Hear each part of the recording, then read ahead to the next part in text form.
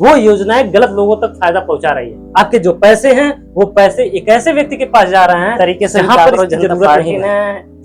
आंदोलन जिस तरीके से की है और सरकार को ये दिखा दिया, लोकतंत्र को जिंदा किया है, लोकतंत्र को जिंदा किया है। अगर नागरिक इस चीज पर खुल जाए कि शिक्षा जो है सरकार द्वारा अगर दी जाती है तो वो किसी भी प्रकार से फ्री बीज के अंतर्गत नहीं आती है। ये सरकार का कर्तव्य है, सभी नागरिकों को एक क्वालिटेटिव शिक्षा मुहैया कराना ये सरकार का क्लास 8वीं तक तो दे देंगे भोजन, लेकिन बाद का भोजन कौन कराएगा? गुणात्मक शिक्षा की सुधार करना चाहिए। मिड डे मील के साथ साथ गुणात्मक सुधार हमेशा होते रहने चाहिए। समय के साथ साथ शिक्षा में भी सुधार होने चाहिए, जो भी योजनाएं चल रही हैं उसमें भी सुधार होनी चाहिए। लोगों के लिए चीजों को मुश्किल बनाने का सबसे अच्छा तरीका उन्हें बहुत आसान बना देना है। नमस्कार दोस्तों, मैं हूं अमित और मेरे साथ हैं प्रशांत जी। आज हम दोनों लोग एकत्रित हुए हैं एक विषय पे बात करने के लिए। विषय है फ्रीबीज। फ्रीबीज का हिंदी में अर्थ देखें तो ज़्यादा कुछ हमें मिला नहीं। इसका एक छोटा सा मतलब हुआ मुफ्त की जो हमें चीज़ें मिल रही हैं, सेवाएं मिल रही हैं, उन्हें फ्रीबीज के नाम से जाना जाता है। और जो सत्ता पक्ष है वो लोगों को लुभाने के लिए, उनके पॉलिटिकल बिहेवियर में चेंज लाने के लिए इसे लॉलीपॉप की तरह लोगों के सामने परोसता है। इसी मुद्दे के इर्द गिर्द हमारी आज की बातचीत रहेगी। तो इस चीज़ को और लंबा न खींचते हुए मैं चाहता हूं कि हमारे वीडियो की शुरुआत हो। तो प्रशांत जी, सबसे पहले तो आपका स्वागत है। धन्यवाद। और आप हमारे दर्शकों को सबसे पहले ये बताइए कि फ्रीबीज होता क्या है, इसके बारे में थोड़ा सा विस्तार से बताइए। देखिए, फ्रीबीज जो है उसको अक्सर भारत में रेवड़ी कल्चर के नाम से जानते हैं। रेवड़ी कल्चर इसे कहते हैं। फ्रीबीज का अर्थ सीधा सा ये है कि जब भी कोई सरकार किसी भी चीज को मुफ्त मुहैया कराए या उसको रियायती दर पर उसे उपलब्ध कराए नागरिकों को, तो उसको हम लोग फ्रीबीज के नाम से जानते हैं। फ्रीबीज कई प्रकार के हो सकते हैं, जैसे उसमें सामाजिक कल्याण के लिए फ्रीबीज हो सकते हैं या किसी और अन्य कारण की वजह से। उसको हम लोग आगे चर्चा में देखते हैं कि क्या होता है उसके। अच्छा, अगले प्रश्न की ओर हम लोग बढ़ते हैं अब।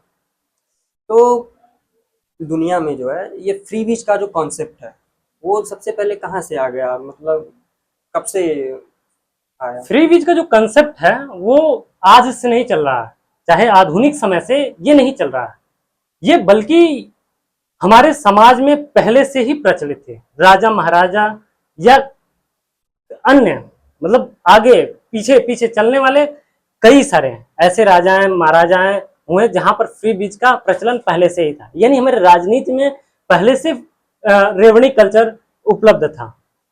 तो ऐसा नहीं है कि आज का ये कंसेप्ट है, ये पहले से चलता आ रहा है। जनता को लुभाने के लिए, जनता को लुभाने के लिए भी कह सकते हैं, या कह सकते हैं समाज को समाज कल्याणकारी योजनाएं जो चलाई जाते हैं उसके स्टेट के एक वेलफेयर नेचर की तरह, वेलफेयर नेचर के कल्याणकारी जो वो है। तो चलिए अब आगे बढ़ते हैं।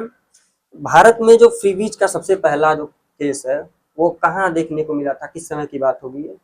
फ्रीबीज का भारत में अगर मैं बात करूं तो 1967 में जो तमिलनाडु के डीएमके पार्टी के द्वारा चलाई गई थी, तो वहीं से उसकी शुरुआत मानी जाती है। सबसे पहला शुरुआत राजनीतिक तौर पर, ऐसे राजनीति में जब भारत आजाद हुआ उसके बाद की बात है। चलने के लिए तो पहले से चलता आ रहा है, कंसेप्ट कोई नया नहीं है कि नया कंसेप्ट कुछ हो, लेकिन पहले से चलता चला आ रहा है। आधुनिक समय में देखें तो सबसे पहला केस आधुनिक समय की और भारत की स्वतंत्रता के बाद की अगर बात किया जाए तो सबसे पहले 1967 में डीएमके जो पार्टी थी तो वहां से चलाया, तमिलनाडु की पार्टी थी। चलिए और आगे बढ़ते हैं अगले प्रश्न की ओर। क्या फ्रीबीज जो है वो सरकारों के लिए एक हथियार है या फिर उनकी भी मजबूरियां हैं? देखिए, मजबूरी या हथियार बोलना मुझे नहीं लगता सही है, क्योंकि हथियार बोलने का मतलब है उसका यूज करके पार्टी अपना काम निकाले इस तरह से।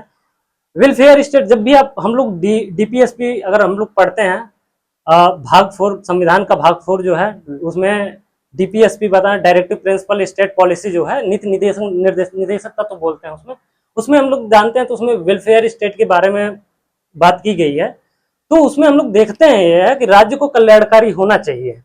राज्य कल्याणकारी होने का मतलब यह है कि राज्य को अगर जरूरत महसूस हो तो जनता को वो चीजें मुहैया कराए जो कि उनके लिए अच्छी हो, जरूरी हो और क्या हाँ, बेसिक तौर पे उनकी जरूरतें हो। हाँ। और एक वो क्या होता है MPI, multi dimensional poverty index जो आता है, उसमें भी ये चीज बताई जाती है कि जनता को तीन चीजें, उसमें तीन आयाम के बारे में, 3 डायमेंशन के बारे में बात होती है स्वास्थ्य, शिक्षा, जीवन स्तर, 3 चीजों पर बात होती है। अगर कोई सरकार स्वास्थ्य पर, जीवन पर और जीवन स्तर पर और उसके शिक्षा पर अगर खर्च करती है तो, और अच्छे तरीके से खर्च करती है, ये नहीं कि सबको मुहैया कराती, जिनको जरूरत है उनको मुहैया कराती है। हाँ, जो पात्र हैं, उसकी क्राइटेरिया जो फॉलो करते हैं, जो भी उसकी क्राइटेरिया हो उसके हिसाब से अगर चलते हैं तो वो चीजें सही होती हैं। अगर मान लीजिए आपको शिक्षा, आपके लिए ऐसा नहीं है कि आप नहीं पा सकते हैं, आपके पास उतने पैसे हैं तो आपको जरूरत नहीं है, लेकिन जिसको जरूरत है वहां पर मुहैया कराना एक कल्याणकारी राज्य की अच्छे संकेत होते हैं।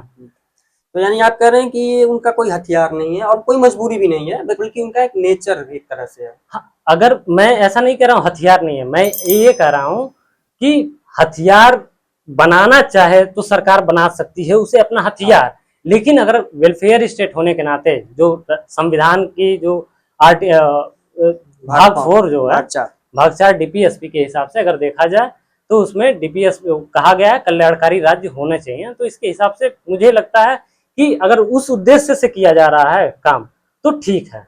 इंडेक्स को अच्छे में लाने के लिए, जैसे एमपीआई इंडेक्स होता है, उसमें अच्छा प्रदर्शन करने के लिए भारत को, तो वहां पर स्वास्थ्य में जैसे अभी बहुत आयुष्मान कार्ड वगैरह का जो यूज हुआ, तो वो उस तरीके के जो काम होते हैं तो उस तरीके के काम करने चाहिए, तो उससे लोगों के पर अच्छा प्रभाव पड़ेगा। और मतलब स्टेट के ऊपर भी, मतलब सरकार के ऊपर भी ये कोई लांछन नहीं लगा पाएगा कि इसने हथियार बनाया है। हाँ, हथियार बनाया, बल्कि वो एक वेलफेयर नेचर है, वेलफेयर नेचर के हिसाब से करे तो बहुत अच्छी बात है। लेकिन कोई सरकार ऐसा होता है कि उसका अपना हथियार बना लेती हैं, तो उसको अभी हम लोग देख लेते हैं क्या है वो। चलिए तब अगले प्रश्न की ओर बढ़ते हैं हम।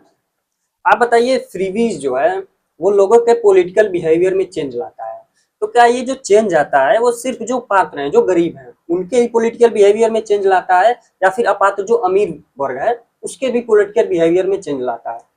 पॉलिटिकल बिहेवियर की चेंज कुछ इस तरीके से होते हैं, जैसे अगर मान लीजिए आप एक अमीर व्यक्ति हैं और आप अच्छे से आप देश में कंट्रीब्यूट कर रहे हैं, देश के लिए कंट्रीब्यूट कर रहे हैं, टैक्स टाइम पर पे कर रहे हैं, कोई टैक्स चोरी नहीं करते हैं, तो आप एक ईमानदार व्यक्ति कहलाए।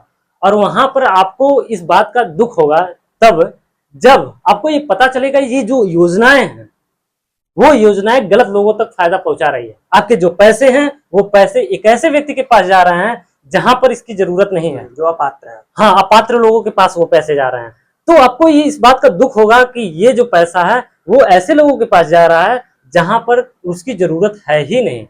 तो आपको ये लगेगा, इस बात का दुख होगा कि आप राजनीतिक पार्टी को इस तरीके से दोष दे सकते हैं कि वो जो पार्टी है वो गलत लोगों को फायदा पहुंचा रही है, लेकिन आपको, हाँ, आपका नुकसान है। लेकिन आपको यदि ये इस चीज का सुकून मिल रहा है कि आपका जो पैसा एक ऐसे व्यक्ति के पास जा रही है जो कि उसको सख्त जरूरत है, तब आपको इस बात का खुशी होगा कि हाँ, मैं टैक्स पे कर रहा हूं तो उसका कुछ फायदा हो रहा है उन लोगों को जिन लोगों की इसकी सख्त जरूरत है, जो पात्र है। हाँ, तो आपका इस तरीके से पॉलिटिकल बिहेवियर चेंजेस ला सकता है। और साथ साथ जो व्यक्ति उसके पात्र हैं, जो योजनाओं के पात्र हैं, उस योजनाओं में अगर कोई ऐसा व्यक्ति है जो अपात्र है, उस योजना का लाभ उठा रहा है, तो जो पात्र व्यक्ति होगा उसको इस बात का दुख होगा कि वो जो बिना पात्र वाला व्यक्ति है उनको उसको फायदा मिल रहा है, तो वहां पर पॉलिटिकल उस तरीके से चेंजेस उसके दिमाग में आते रहेंगे। हाँ, बिल्कुल। चलिए ठीक है, अब अगले प्रश्न की ओर हम बढ़ते हैं।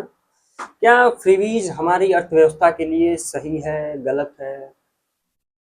अगर फ्रीबीज कल्याणकारी कुछ हद तक ऐसे हो कि वहां पर जो सख्त जरूरत है, समाज को अगर सख्त जरूरत है स्वास्थ्य की, शिक्षा की, अगर जीवन स्तर में सुधारने की बात करा जाए तो अगर वहां पर उसकी जरूरत है तो वहां पर जो फ्रीबीज ना कहकर उसको कल्याणकारी नीति के रूप में मैं उसे बोलना चाहूंगा कि कल्याणकारी नीति के रूप में अगर उसे अपनाती है सरकार तो वो अर्थव्यवस्था के लिए लाभकारी होगा। क्यों होगा?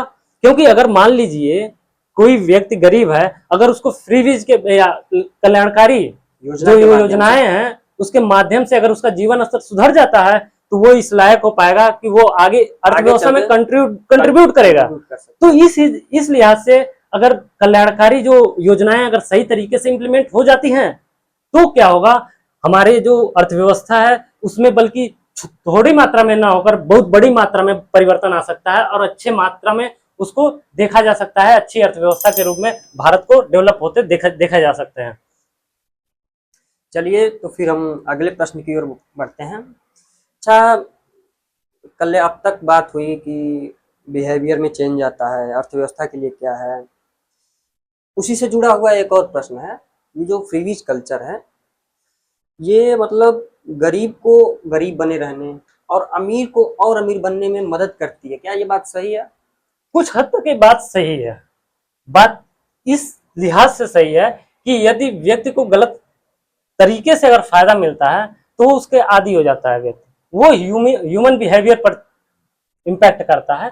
लेकिन केवल और केवल ये कह देना कि फ्री बीज देने या ऐसे कहें कल्याणकारी राज्य की तरीके से योजनाओं के तरीके से अगर दिया गया है और उसका मकसद अगर सही है, अब कोई भी योजनाएं अगर बना लेंगे अगर उसका मकसद और सही तरीके से इम्प्लीमेंटेशन, योजनाएं तो बन जाती हैं, इम्प्लीमेंटेशन अगर सही तरीके से नहीं हो पाता है, सबसे बड़ी समस्या होती है कि बेनिफिशियरी की पहचान ही नहीं हो पाती। हाँ, बेनिफिशियरी की पहचान भी नहीं हो पाती है और कैसे उस तक पहुंचाया जाए। हाँ। हालांकि डीबीटी एक ऐसा माध्यम जो डायरेक्ट बेनिफिट ट्रांसफर है, उसके माध्यम से इस चीज का समाधान हो पाया कैसे पहुंच जाएगा, लेकिन इस चीज का अभी भी उसका सॉल्यूशन नहीं निकल पाया है कि बेनिफिशियरी की जो पहचान है किस तरीके से की जाए और कौन बेनिफिशियरी है कौन। तो यहाँ पर ये चीज समस्याएं आती हैं, लेकिन इसके वजह से हम ये तो नहीं कह सकते हैं ना, छोड़ तो नहीं सकते हैं कल्याणकारी राज्य की अवधारणा जो हम लोगों के कॉन्स्टिट्यूशन में लिखा गया उसको तो नहीं छोड़ सकते हैं। तो उसके हिसाब से मुझे लगता है अगर सही तरीके से अगर पहुंचाया जाए, सही लोगों तक पहुंचाया जाए तो वो योगदान देता है, हमारी जो देश की प्रगति में योगदान देगा। ये